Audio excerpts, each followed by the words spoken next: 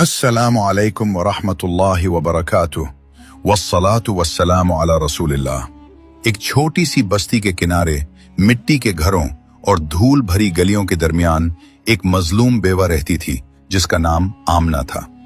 लोग उसे कमजोर समझते थे, बेसहारा समझते थे और फिर एक दिन उस पर ऐसा झूठ बांधा गया जिसने उसकी पूरी जिंदगी को हिलाकर रख दिया। बस्ती के लोग जमा हो गए, उंगलियां उठने लगीं और फैसला उसके खिलाफ सुना दिया गया। उसे घर से निकाल दिया गया, उसकी इज्जत मिट्टी में मिला दी गई। मगर आमना चुप रही। उसकी आंखों में आंसू थे लेकिन दिल में एक अजीब सा सुकून भी था, और वो ये नहीं जानती थी कि अल्लाह ने उसके लिए ऐसा इंतजाम कर रखा है जो न सिर्फ उसकी सच्चाई को सब पर जाहिर करेगा बल्कि पूरी बस्ती के लिए निशानी बन जाएगा। आगे बढ़ने से पहले मुझे लिखकर बताएं कि आप किस सिटी से देख रहे हैं और क्या आप यकीन रखते हैं कि नेक काम कभी जाया नहीं जाते। ये कहानी सिर्फ एक बेवा की नहीं, ये अल्लाह की अदल की कहानी है। बस्ती के किनारे एक पुराना सा कच्चा घर था जिसके सामने मिट्टी का छोटा सा सहन और एक सूखा सा नीम का दरख्त खड़ा रहता था। इसी घर में आमना रहती थी। सुबह का वक्त होता तो वो सबसे पहले उठकर चूल्हा जलाती, मिट्टी के बर्तनों को साफ करती और फिर 2 रकात नफल अदा करके देर तक दुआ में बैठी रहती। उसकी आवाज हल्की होती लेकिन उसके लफ्जों में यकीन की गर्मी महसूस होती थी। इसका शौहर सालों पहले इंतकाल कर चुका था, कोई औलाद न थी। घर में सिर्फ एक पुरानी चारपाई, 2 कंबल और चंद बर्तनों के सिवा कुछ न था। मगर उसके चेहरे पर शिकवा कम ही नजर आता। वो लोगों के कपड़े सीकर गुजारा करती, कभी कभी किसी के घर सफाई कर देती, जो मिलता उस पर शुक्र अदा करती। बस्ती के बच्चे अक्सर उसके दरवाजे के पास खेलते। कुछ औरतें उससे हमदर्दी जताते लेकिन अक्सर लोग उसे बेअसर समझकर नजरअंदाज कर देते।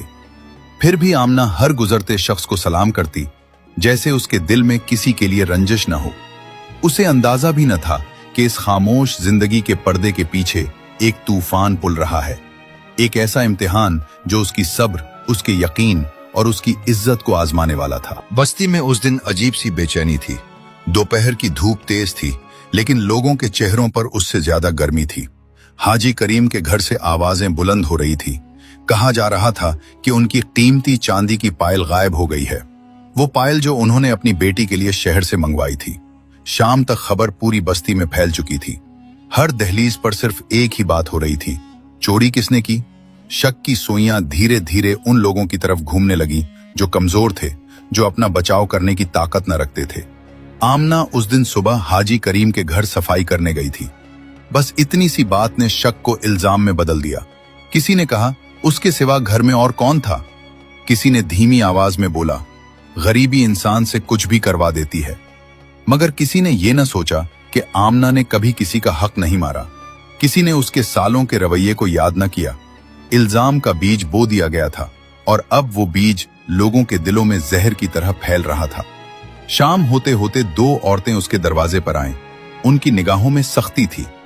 आमना, तुमसे कुछ पूछना है, उन्होंने कहा। आमना का दिल एक लम्हे को कांप उठा और उसे पता नहीं था कि यह सवाल उसकी पूरी जिंदगी का रुख बदलने वाला है। मगरिब से थोड़ी देर पहले बस्ती के बीच वाले चौराहे पर लोग जमा होने लगे। धूल उड़ रही थी, बच्चे चुप करा दिए गए थे और हवा में एक सख्त सा सुकून था, जैसे कोई बड़ा फैसला होने वाला हो। आमना को भी बुलाया गया। वो धीरे कदम उठाती हुई वहां पहुंची। उसके सर पर पुराना सा दुपट्टा था, आंखों में हल्का सा डर लेकिन चेहरे पर वकार। हाजी करीम बीच में खड़े थे, हाथ में तस्बीह, मगर आवाज में नरमी न थी। हमारी पायल गायब है, उन्होंने सख्त लहजे में कहा, और उस दिन घर में तुम थी। लोगों ने हां में हां मिलानी शुरू कर दी। किसी ने पुकारा तलाशी लो, किसी ने कहा ऐसे लोगों को सबक मिलना चाहिए। इल्जाम अब फैसले की शक्ल इख्तियार कर रहा था। आमना ने हल्की सी आवाज में कहा मैंने कुछ नहीं लिया, अल्लाह गवाह है। मगर उसकी आवाज शोर में दब गई। 2 औरतें उसे उसके घर तक ले गईं। मिट्टी के घर की तलाशी ली गई। चारपाई के नीचे, बर्तनों के अंदर, पुराने संदूक तक देख लिया गया, कुछ न मिला। लेकिन अजीब बात यह थी कि सबूत न मिलने के बावजूद शक कम न हुआ। लोगों के चेहरों पर यकीन था लेकिन सच पर नहीं, अपने अंदाजे पर। आखिर एक बुजुर्ग ने कहा चाहे सबूत न मिले लेकिन इज्जतदार लोगों के घर पर उंगली उठना ही काफी है। बेहतर है ये औरत बस्ती छोड़ दे। ये अल्फाज बिजली की तरह गिरे। आमना ने महसूस किया जैसे जमीन उसके पांव के नीचे से खिसक गई हो। उस पर झूठ का इल्जाम लगा और अब उसे अपना घर भी छोड़ना था। जब मजमा टूट गया और लोग अपने घरों को लौट गए तो आमना अपने खाली सहन में अकेली खड़ी रह गई। सूरज डूब चुका था। नीम के पत्तों से ठंडी हवा गुजरती तो अजीब सी सरसराहट पैदा होती। उसका दिल बोझल था, लेकिन उसकी आंखों में आंसू रुक गए थे, जैसे गम हद से बढ़कर सुकून में बदल गया हो। इसी दौरान उसने देखा कि सहन के कोने में एक जख्मी सा परिंदा बैठा है। वो अंदर गई, अपने अनाज में से थोड़ा सा दाना निकाला और परिंदे के सामने रख दिया। फिर मिट्टी के छोटे बर्तन में पानी भरकर उसके पास रख दिया। उसने अपने दुपट्टे का कोना फाड़कर उसके जख्मी पर को धीरे से साफ किया। अगली सुबह जब आमना ने अपना घर छोड़ने के लिए छोटी सी गठरी बांध ली तो बस्ती की गलियां उसे पहले से ज्यादा तंग महसूस होने लगी। रात धीरे धीरे उतर आई। आसमान पर सियाह बादल जम गए और ठंडी हवा का झोंका आमना के कपड़ों को चीर कर गुजरता। बस्ती से दूर एक सुनसान सा मकाम था जहां कुछ पुराने दरख्त और पत्थर पड़े थे। वही उसने अपनी गठरी रख दी। जमीन ठंडी थी। उसने पुराना कंबल बिछाया और उस पर बैठ गई। इसी अंधेरे में अचानक उसने पुरों की हल्की सी फड़फड़ाहट सुनी। वो चूक कर उठ बैठी। अंधेरे में एक साया सा उसके करीब उतरा, वही परिंदा जो कल तक जख्मी था। आमना ने हैरानी से उसे देखा। रात के अंधेरे में उसकी आंखें चमक रही थी, जैसे कोई पैगाम लेकर आया हो। आमना ने धीरे से अपना हाथ आगे बढ़ाया। परिंदा कुछ फासले पर बैठा था, मगर भाग नहीं रहा था। रात की ठंडी हवा में उसके पर हल्की सी आवाज कर रहे थे। चांद बादलों के पीछे से निकलकर जमीन पर फेंकी सी रोशनी डाल रहा था। तुम वापस आ गए? आमना ने सरगोशी की। वो दरख्तों के झुंड के पास पहुंच गए।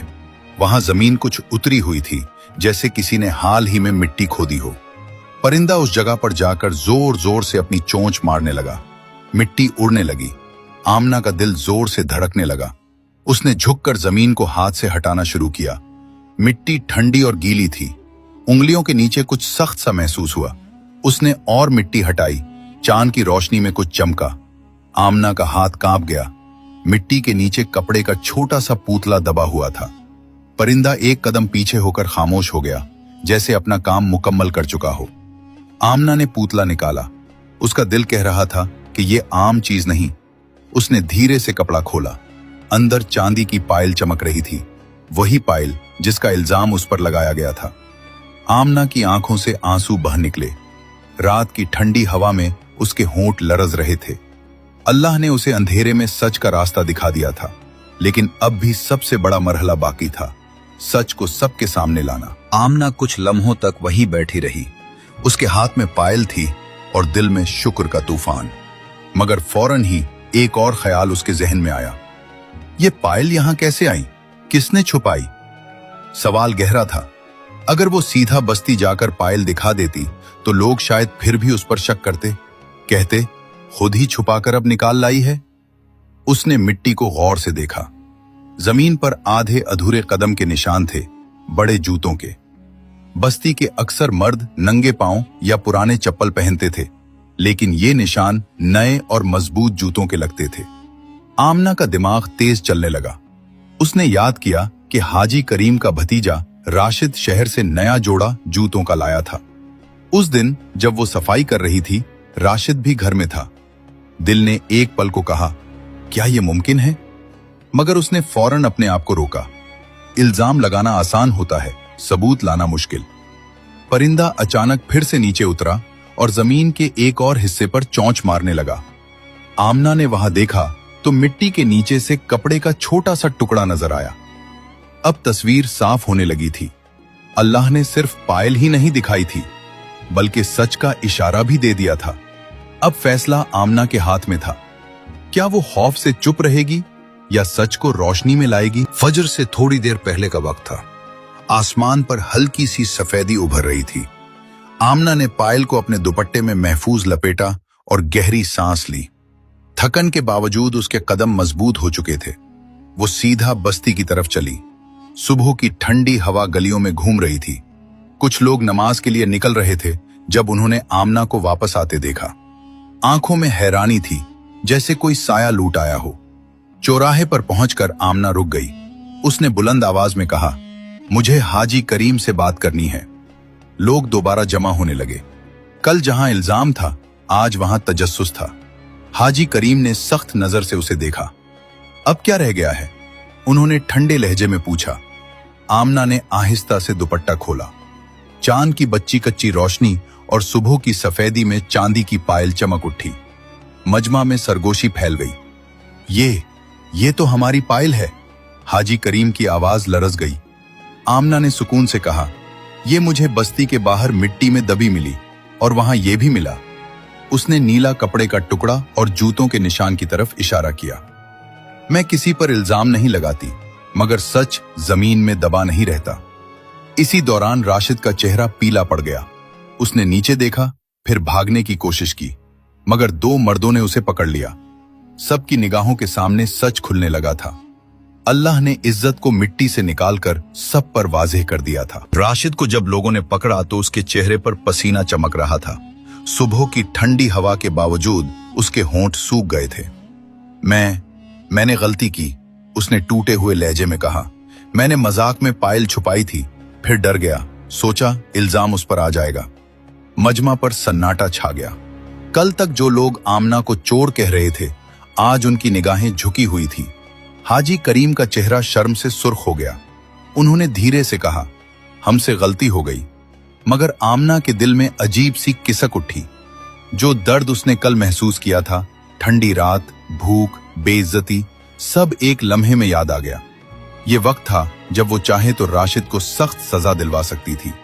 लोग उसके साथ थे, इज्जत वापस आ रही थी। ये उसके जमीर का इम्तिहान था। उसने राशिद की तरफ देखा। वो झुका हुआ था, आंखों में निदामत।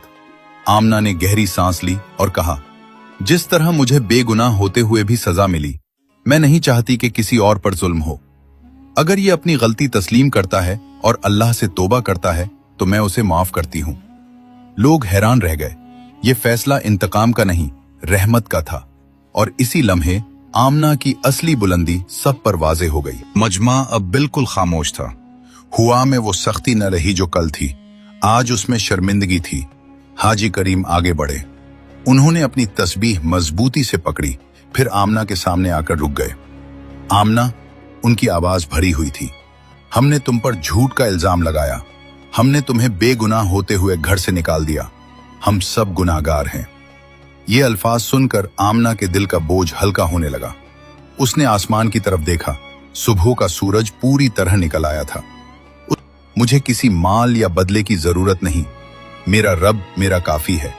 मुझे सिर्फ इतना चाहिए कि किसी कमजोर पर बगैर सबूत इल्जाम न लगाया जाए। इसकी बात ने लोगों के दिल हिला दिए। अल्लाह ने सिर्फ उसकी बेगुनाही जाहिर नहीं की थी, बल्कि उसे मकाम भी अता कर दिया था। वो मकाम जो माल से नहीं, सब्र और यकीन से मिलता है। उस दिन के बाद बस्ती का माहौल बदल गया। लोग जब भी चौराहे से गुजरते तो उन्हें वो सुबह याद आ जाती जब सच मिट्टी से निकलकर रोशनी में आया था। नीम के दरख्त के नीचे बैठने वाले बुजुर्ग अक्सर कहते, जुल्म ज्यादा देर तक छुपा नहीं रहता। आमना अपने घर वापस आ गई, लेकिन उसकी जिंदगी पहले जैसी न रही। अब लोग उसे सिर्फ एक गरीब बेवा नहीं समझते थे, बल्कि सब्र और यकीन की मिसाल के तौर पर देखते थे। औरतें अपने मसाइल लेकर उसके पास आते, मशवरा मांगती। बच्चों को सिखाया जाता, देखो किसी पर झूठ का इल्जाम मत लगाना। राशिद ने खुल्लम खुल्ला तौबा की। उसने अपनी गलती का कफारा अदा करने के लिए गरीबों की मदद शुरू कर दी। हर दफा जब वो आमना को देखता, उसकी आंखों में शर्म के साथ शुक्र भी होता कि उसे माफी मिल गई। और वो परिंदा कुछ दिन तक रोज नीम के दरख्त पर नजर आता रहा। फिर एक दिन वो उड़ गया, मगर उसकी याद बस्ती के लिए निशानी बन चुकी थी। लोग कहते, अल्लाह अपने बंदों को अकेला नहीं छोड़ता। रात को जब आमना दुआ के लिए हाथ उठाती तो उसके अल्फाज और गहरे हो चुके थे। या अल्लाह, जिस तरह तूने मेरी इज्जत बचाई, हर मजलूम की हिफाजत फरमा। हमें झूठ, जुल्म और बदगुमानी से बचा। ये कहानी सिर्फ एक बेवा की नहीं थी। ये सब्र, तवक्कुल और अल्लाह के अदल की कहानी थी। और ये याद दिलाती है कि नेक अमल कभी जाया नहीं जाता।